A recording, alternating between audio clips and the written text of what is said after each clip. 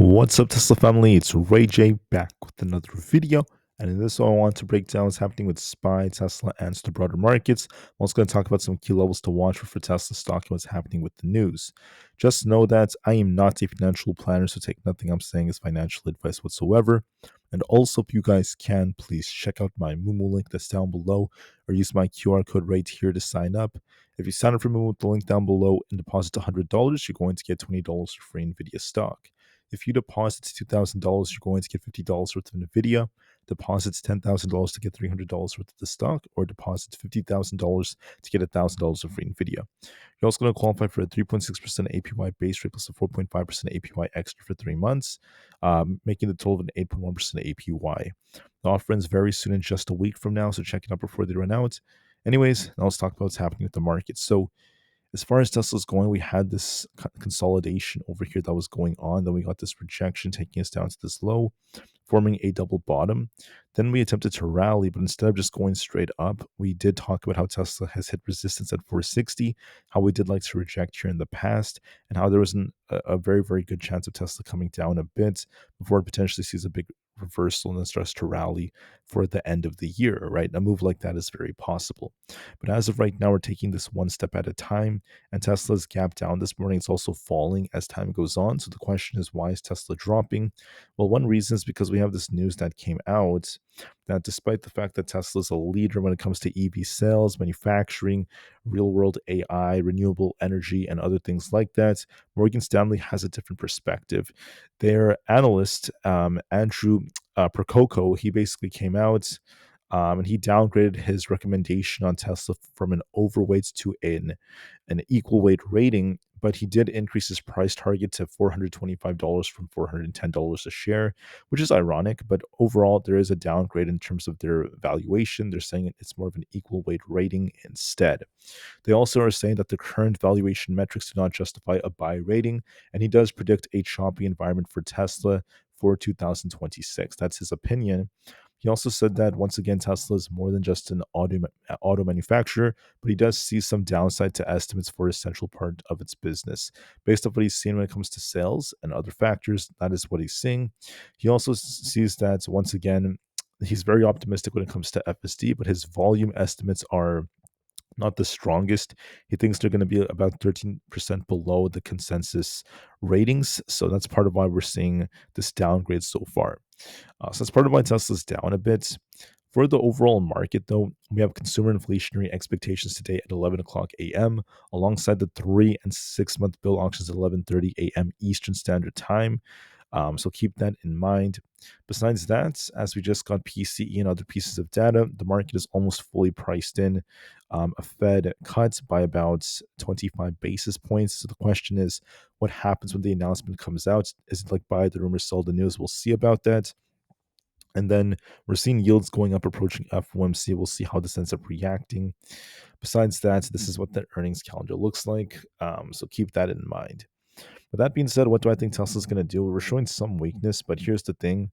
If we somehow manage to get back above essentially 452, we could be looking for the gap fill up here to 455. If we can't do that, we're looking for some chop and a dip back down to 444. We need to see if 444 holds. If not, we could be dipping to 440. So 440 to 444 is very possible on Tesla looking at the setup, and I do anticipate some downside for now with the downgrade that came out. So that's completely normal. It's not just because of the news, it's also because we were at some tough resistance at 460, which would have caused Tesla to drop anyways based off what we were seeing. So the 4 hours showing some weakness, and when you zoom in and go to like the 30 minutes time frame, we're also rejecting. We're below our EMAs, which are pointing downwards, and I see a risk of us dipping towards like the mid 440s, if not as low as 440 flat, towards our 200 EMA. So there is a risk of some downside. On the SPY chart, we're bullish. Okay, we're making higher highs and higher lows slowly, but simultaneously we're very, very choppy. We basically chopped between 686 and 687 in the pre-market so far. And on the 4 hour time frame, we're a little bit more bullish. We could go a tiny bit higher, but keep in mind we still have this large inverse head and shoulders set up with the bearish divergences. And then the VIX, it also has a bullish falling wedge. So this could be a sign that we are forming a divergence, and we could be tipping back down towards 683 in the upcoming days. But for now, we're not going to focus on that. So we're just going to take this one step at a time.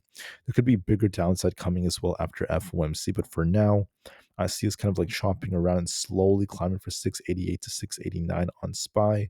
Then we're going to see if we basically consolidate and then reject as time goes on once we get to FOMC. But look for a lot of chop and a slight amount of upside by 1 to 2 points for now.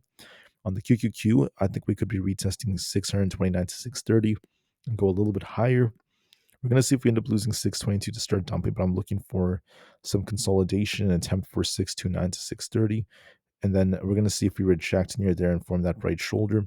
I still anticipate the possibility of this inverse head and shoulders, the left shoulder, head, and a little bit of upside for like 629 to 630 before we form our right shoulder, and then we continue to rally. That's what we're essentially looking for.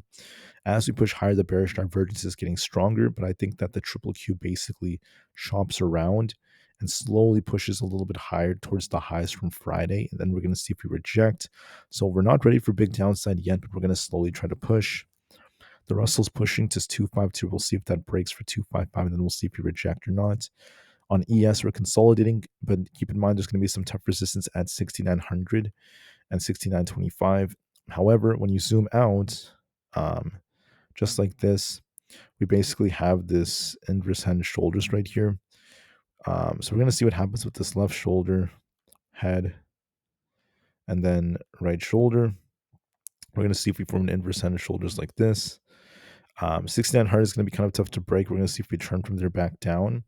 I do think we could push a little bit higher and chop around on ES towards the low 6,900s, and we'll see if we reject heading into the upcoming days. But for now, we could be going a bit higher. NQ is also looking for 25,900 or a little bit above that, and we'll see if we reject. There's also the left shoulder head and possible right shoulder forming.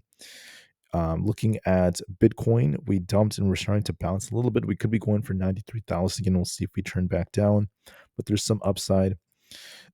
Tesla could be dipping back down towards basically 444 to 440, and we'll see if we turn back down, but there's still some downside potential right here. Nvidia's range bound between 185 and 180. I think we consolidate, but there is a risk of it dipping to 180. Aapl needs to hold at 278. If it doesn't, it could be dipping to 276. Looking at Palantir, we're a little bit more bullish on Palantir. We could be looking for essentially 185. Looking at AMD, we're consolidating. There's tough resistance at 220. We're going to see if that breaks. If not, we should consolidate, and we'll see if we turn back down. Coinbase is rejecting. Could be looking for the gap pull back down to 270. Amazon's making lower highs, so we're going to see if 231 holds. If not, we could be dipping to 227. Meta is dipping, could be looking for 666 to 656 as our support, so we'll see if we bounce, but there's some downside risk. Google's consolidating, could be looking for 319 to 312, and we'll see if we bounce, but for now, I see us basically trading sideways. And for Microsoft, we're going to see if we can hold 483. If we don't, we could turn back down to 480. Whereas Oracle is a bit more bullish. It could be approaching 225, approaching its earnings. We're also going to see if the VIX is about to break out or not. It could be coming back down to fill this gap, then bounces, or it's about to break out. If it starts breaking out, this could be a sign the market's about to form a top and we're ready. As you could tell, there's a bullish falling wedge, and I think that there's a good chance the VIX goes higher soon. We'll see if we come back down to fill this gap and consolidate before it starts breaking out. So we'll see, just to be safe. With that being said, I thank you all so much for listening, and peace out.